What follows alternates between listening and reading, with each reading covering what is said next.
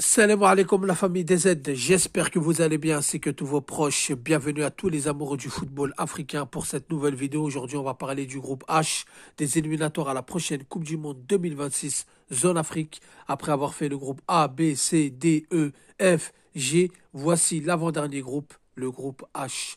Donc les amis, comme vous le savez, les 4 meilleurs deuxièmes s'affronteront lors d'un mini-tournoi pour aller en barrage et pour savoir si oui ou non il y aura 10 équipes africaines en Coupe du Monde. Et oui, car pour la première fois, il y aura 9 équipes sûres et certains et un 10e au cas où si lors du barrage intercontinental, ça passe pour l'équipe africaine, il y aura 10 équipes et ça c'est historique et tout le monde a envie de participer, tout le monde a envie de finir parmi les 4 meilleurs deuxièmes. C'est pour ça que là on arrive dans les 5e et 6e journées dans un peu plus d'un mois qui vont être très décisifs.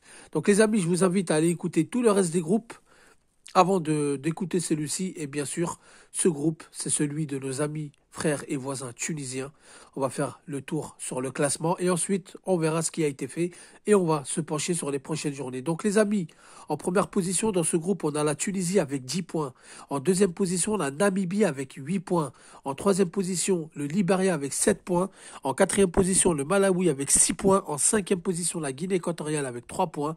Et en dernière position, le Sao Tomé et Principe avec 0 points. Donc les amis, il faut savoir une chose, c'est que la Guinée équatoriale a gagné ses 2 premiers matchs, mais s'est vu retirer leurs 6 points, leurs 2 victoires par la FIFA suite à des manquements au sein de la fédération, ce qui a poussé la Namibie en deuxième position et surtout qui va peut-être propulser la Tunisie, car elle s'en sort très très bien, la Tunisie, elle qui avait beaucoup de mal face à la Guinée équatoriale ces derniers temps, car elle les a rencontrés beaucoup de fois lors des éliminatoires à la CAN et même à la Coupe du Monde et ça n'a jamais été facile. Il faut savoir que la Guinée équatoriale s'est qualifiée pour la prochaine Coupe d'Afrique des Nations.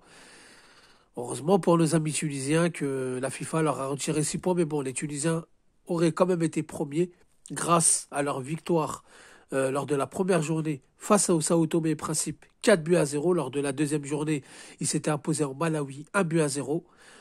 Après, ils ont gagné face à la Guinée équatoriale à domicile 1-0, malgré que la Guinée équatoriale était un peu fatiguée mentalement suite au retrait de leurs 6 points de leurs 2 premières victoires, ce qui les met carrément dans la difficulté. Ils avaient quand même tenu jusqu'à la fin de la rencontre. Quatrième journée, la Tunisie a fait match nul en Namibie, 0 partout. Donc on voit bien les Tunisiens assez à l'aise à l'extérieur, assez à l'aise à domicile. On pense qu'ils vont se qualifier, qu'ils vont finir premiers. Je pense qu'il n'y a pas de doute là-dessus. La Namibie a une carte à jouer, qui est deuxième avec 8 points. La Namibie, qui s'était inclinée face à la Guinée équatoriale, mais qui s'est retrouvée vainqueur lors de la première journée. Deuxième journée, la Namibie va s'imposer en Sao Tomé et Principe 2-0. Avant de faire match nul, un but partout à domicile lors de la troisième journée face au Libéria. Quatrième journée, la Namibie accroche la Tunisie 0 partout. Pour le Libéria qui est troisième avec 7 points à 3 longueurs de la Tunisie. Le Libéria qui s'était incliné lors de la première journée face au Malawi 1-0. Lors de la deuxième journée, il s'était incliné face à la Guinée équatoriale, mais la FIFA leur a donné victoire sur tapis vert. Troisième journée, le Libéria a fait match nul en Namibie, un but partout. Et lors de la quatrième journée, s'était imposé au Sao Tomé et Principe 1-0. Donc on voit bien que le Libéria, je ne pense pas qu'ils vont tenir. Ils ont 7 points parce qu'il y a une victoire qui leur a été donnée face à la Guinée équatoriale. La Namibie, c'est quand même assez faible. Donc on voit bien la Tunisie qui va prendre de l'avance.